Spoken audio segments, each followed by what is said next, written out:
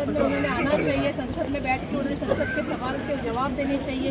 लगातार हम बात कर रहे हैं चुनाव आयोग की, और जिस तरह से पूरी तरह से ये मतों की चोरी हुई उसकी बात कर रहे हैं हम SIR की हम बात कर रहे हैं। जिस तरह से आज भारत भर में अलग अलग चीज़ों के जो है उसके बारे में बात करने का छोड़ के जब भी देखो तो देश के प्राइम मिनिस्टर जो है वो कहीं ना कहीं बाहर ही होते हैं। मैम, राहुल गांधी जी ने कल इलेक्शन कमिश्नर इनको वापस से लगाया जो स्टंट जैसा लग रहा है, आपको क्या देंगे? स्टंट जैसा लग रहा है। नहीं, जब सच्चाई उन्होंने आपके सबके सामने पेश की, पूरी दुनिया के सामने, पूरे देशवासियों के सामने की है। जिस तरह से हमारे जननायक आदरणीय राहुल गांधी जी ने ये पूरे जो है वो मतदार यादी के ऊपर बात की है। डुप्लीकेशन ऑफ नाम का होता है, डुप्लीकेशन के साथ साथ एड्रेस गलत दिया जाता है, कई जो है फोटो, कई जगह पे फोटो नहीं होते, एक एक घर में 70-70, 80-80 लोग होते हैं। तो कहीं ना कहीं जो सवाल पैदा किया है वो किसके है? निवडणूक यादी के ऊपर सवाल पैदा किए हैं। हम क्या मांग रहे हैं? हम इलेक्ट्रॉनिक यादी मांग रहे हैं, हम CCTV फुटेज मांग रहे हैं। तो उसको देने के लिए सरकार क्यों डर रही है? और अगर लोगों की सच्चाई बताना, लोगों के सामने सच्चाई लाना हमारा फर्ज है। हम विरोधी पक्ष में काम करने वाले लोग हैं, और जिस तरह से निवडणूक आयोग और भाजपा संगठन से निवडणूक को साथ में जो छेड़छाड़ कर रही है, चोरी कर रही है और सरकार बना रही, लोकतंत्र के सामने ये चीजें आना बहुत जरूरी है। ये लोगों के साथ भी धोखाधड़ी है, ऐसा हमारा कहना है। टैरिफ को लेकर आप क्या कहना चाहते हैं? इसको टैरिफ देखिए, टैरिफ के बारे में तो बात ही नहीं कर रही है सरकार। हम तो लगातार पूछ रहे हैं कि टैरिफ के बारे में बात करो, अमेरिका के बारे में बात करो, उनके प्रेसिडेंट के बारे में बात करो, 29-30 कॉल आए हैं उसके बारे में बात करो। दुर्भाग्यवश सरकार बात ही नहीं कर रही। दुर्भाग्यवश आप देखिए टैरिफ बढ़ने का काम हुआ है, और इसका जो है सबसे बड़ा भुगतान भारत को सहना पड़ता है। Thank you. एकदम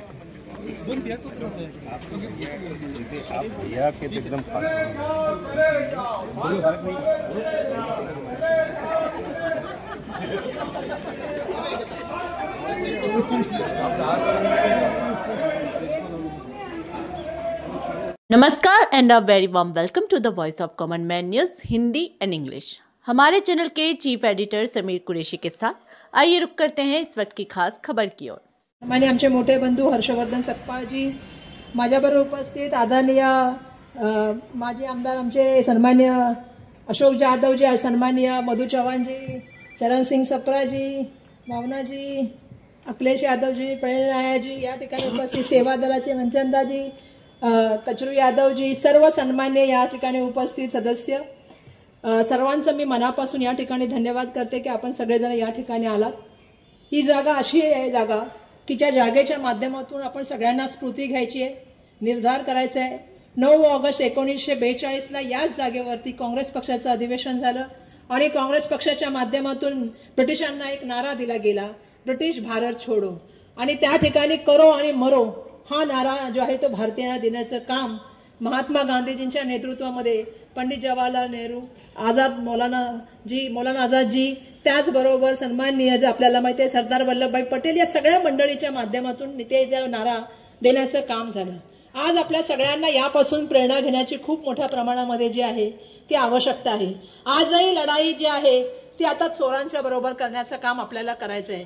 तब लढे थे गोरों से, अब लढेंगे गोरों से। आणि हे चोर कोण आहेत? हे सन्मान्य नेते आदरणीय आपले जननायक राहुल गांधीजींनी सगळ्यांसमोर आणण्याचं काम केलेलं आहे। मताची चोरी कशी केली जाते, निवडणूक आयोग आणि भाजपाचं संगनमत कशा तऱ्हेने त्या ठिकाणी होण्याचं काम होतं, याचं उत्तम उदाहरण कसं असू शकतं? जे महाराष्ट्र सरकार या ठिकाणी निर्माण झालं, जे हरियाणा असेल, कर्नाटकामध्ये असेल आणि इतरही राज्यामध्ये कशा तऱ्हेने मताची चोरी केली जाते, मतं कशी पळवली जातात, याचं उदाहरणासकट त्यांनी त्या ठिकाणी स्पष्ट करण्याचं काम केलेलं आहे। महाराष्ट्रामध्ये सुद्धा आपल्याला माहिती आहे की ज्या तऱ्हेने लोकसभेच्या इलेक्शन नंतर विधानसभेच्या इलेक्शनमध्ये मोठ्या प्रमाणामध्ये मताचं जे आहे ती संख्या वाढण्याचं काम झालं, काही ठिकाणी मतं जी आहेत ते कमी करण्याचा निर्णय त्या लोकांनी घेतला, आणि ज्याच्या माध्यमातून शेवटच्या 5 वाजल्यापासून जे त्यांनी सांगितलं की ज्या टक्क्यांनी मताची संख्या वाढलेली आहे किंवा जी टक्केवारी वाढलेली आहे, ज्यामुळे लोक लाईनच्या लाईन लागायला पाहिजे होत्या, पण दुर्दैवाने आपल्या सगळ्यांना माहिती आहे की आपण सगळेजण मुंबई आणि महाराष्ट्रामधले आहोत, कुठल्याही तऱ्हेची त्या ठिकाणी लाईन नसताना 6 वाजता मतदान केंद्रावरचं जवळपास मतदान सगळं संपलेलं असताना सुद्धा मोठ्या प्रमाणामध्ये कशा तऱ्हेने तो टक्केवारी वाढवण्याचं काम केलं, त्याचबरोबर मताची जी आहे ती चोरी करण्याचं काम केलं। मला माहिती आहे की सन्मान्य हर्षवर्धन सकपाळ साहेब या ठिकाणी आहेत, मुंबईचे अध्यक्ष म्हणून मी आहे, आज आपण सुद्धा आपल्या कार्यकर्त्यांना तोच नारा दिला पाहिजे, करो आणि मरो, आणि एकत्र येऊन काँग्रेसच्या कार्यकर्त्यांनी ही गोष्ट रस्त्याच्या प्रत्येक गलीमध्ये जाऊन दाखवली पाहिजे की ज्या तऱ्हेने हे मतदानाच्या यादीमध्ये घोटाळा करण्याचं काम करतात. आमचे नेते आदरणीय राहुल गांधीजींनी काय मागितलेले? त्यांनी मागितले की आम्हाला जी आहे ती इलेक्ट्रॉनिक मतदार यादी द्या, आम्हाला सीसीटीव्ही फुटेज द्या. परंतु दुर्दैवाने त्या ठिकाणी कुठल्याही तऱ्हेचं सीसीटीव्ही फुटेज द्यायला किंवा यादी द्यायला किंवा माहिती द्यायला निवडणूक आयोग समोर येत नाही. त्याच्या उलट आपण काय बघतो, राज्याचे मुख्यमंत्री येऊन काही ना काहीतरी बोलण्याचं काम करतात, केंद्रामध्ये मंत्री बोलण्याचं काम करतात, सांसद बोलण्याचं काम करतात. मला त्यांना सगळ्यांना आव्हान या ठिकाणाच्या माध्यमातून द्यायचंय, आम्ही पुराव्यासकट त्या ठिकाणी आलेलो आहोत. SIRच्या माध्यमातून आम्ही सातत्याने लोकसभेमध्ये आवाज उचलण्याचं काम करत आहे. आपल्याला माहिती आहे की बिहार राज्यामध्ये ज्या तऱ्हेने मोठ्या प्रमाणामध्ये इलेक्शन याद्यामध्ये उलाढाल करण्याचं त्यांचं षडयंत्र चालू आहे. येणाऱ्या काळामध्ये मुंबई महानगरपालिकेच्या इलेक्शन आहेत, येणाऱ्या काळामध्ये महाराष्ट्रामध्ये जिल्हा परिषद आणि पंचायत राज्याच्या आणि ग्रामपंचायतीच्या इलेक्शन आहेत. अशा वेळेला काँग्रेसच्या प्रत्येक कार्यकर्त्यांनी सगळ्यात महत्वाची गोष्ट आहे तर या याद्यांवरती जे आहे जो मोठ्या प्रमाणामध्ये भ्रष्टाचार होतो, नव्याने नावं जोडण्याचं काम होतं. एका मतदारसंघामध्ये 15,000 10,000 नावं नव्याने जोडली जातात किंवा 5,000 नावं कापली जातात. बाउंड्रीच्या बाबतीमध्ये चेंज केलं जातं, खूप मोठ्या प्रमाणामध्ये उलाढाली केल्या जातात. आज या ठिकाणी आपण 9 ऑगस्ट दिनाच्या निमित्ताने, ऑगस्ट क्रांतीच्या निमित्ताने आज आपण सगळेजण प्रण घेऊया, हा निर्धार घेऊया की या षडयंत्राविरुद्ध काँग्रेस पार्टी जशा तऱ्हेने ब्रिटिशांच्या विरोधात लढली तशाच तऱ्हेने आज सुद्धा आपल्याला सगळ्यांना या ठिकाणी लढण्याचं काम करायचंय.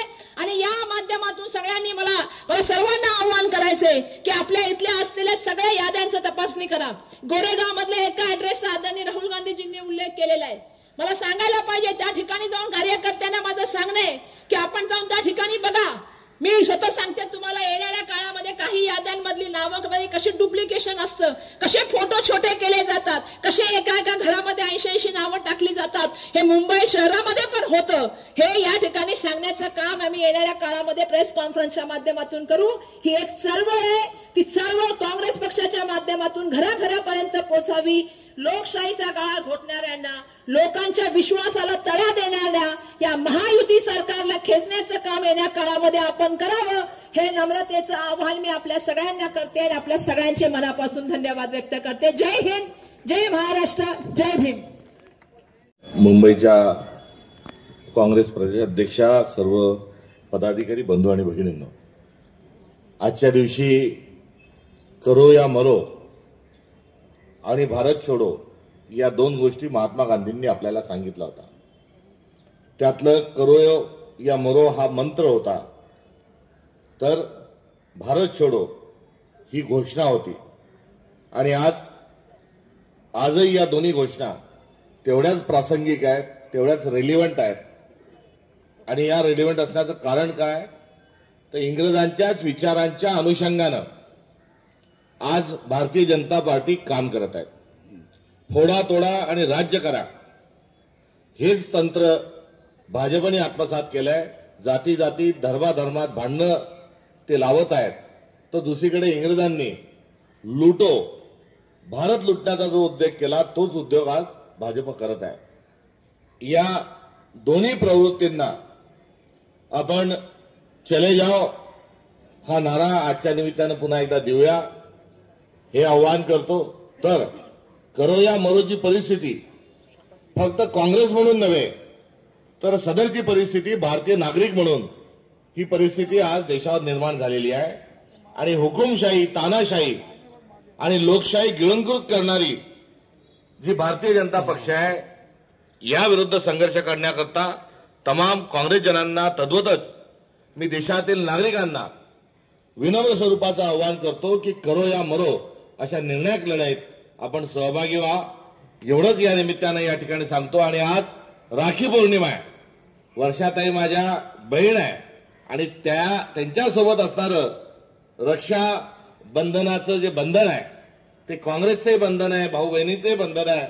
आणि या निमित्तानं आपल्या सगळ्यांना काँग्रेसच्या बंधनात राहून आपण त्याला अभिप्रेत असणारा आचार विचार व्यवहार ठेवूया, ही शपथ आपल्याला सगळ्यांना घालतो. आणि उपस्थित भगिनींना आणि देशातील राज्यातील तमाम भगिनींना देखील रक्षाबंधनाच्या हार्दिक शुभेच्छा या निमित्ताने या ठिकाणी थांबतो.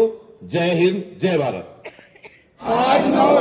ऑगस्ट क्रांती दिनी मी अशी शपथ घेते की आजच्या या प्रसंगाचे मी सातत्य गंभीर्यपूर्वक स्मरण ठेवीन.